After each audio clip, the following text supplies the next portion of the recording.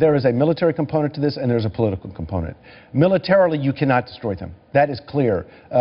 You can't use force alone to destroy a popular movement. You have to have political change in order to defeat it. That's only a piece of the puzzle. The other piece is separating the Sunni populations in Iraq and Syria from supporting the Islamic State. In order to do that, you've got to have a government in Iraq that has the Sunni support. Why did it take a little while to form this coalition? And is there fear of a backlash of being involved with the United States? I don't think there's fear of a backlash.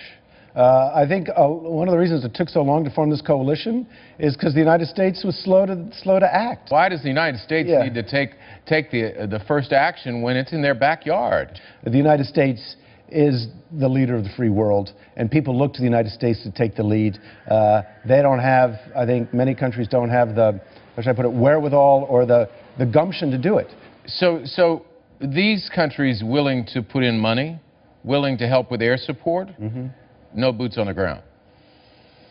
Probably not, and I don't think boots on the ground are necessary. You think they can do it all by airstrikes? No, I don't think that foreign boots on the ground are necessary.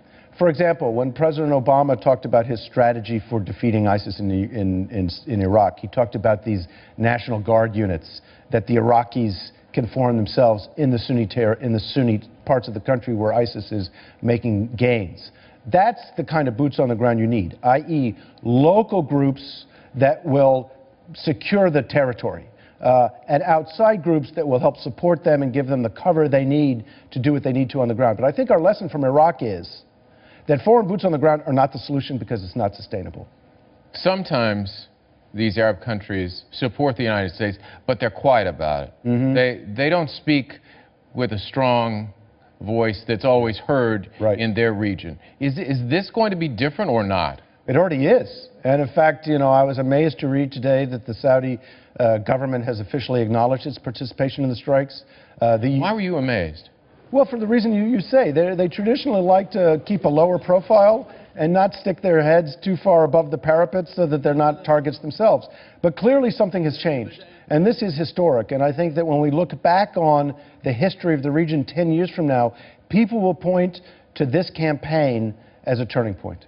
So you say this is a turning point. I mean, how significant is this time in the Middle East? Oh, gosh. It is a millennial change. And by millennial, I mean, you know, every 1,000 years, you see something just seismic. And I would argue that the events that began with the Arab Spring in Tunisia have changed things forever in the Middle East, and what we're seeing now is just an example of that playing out.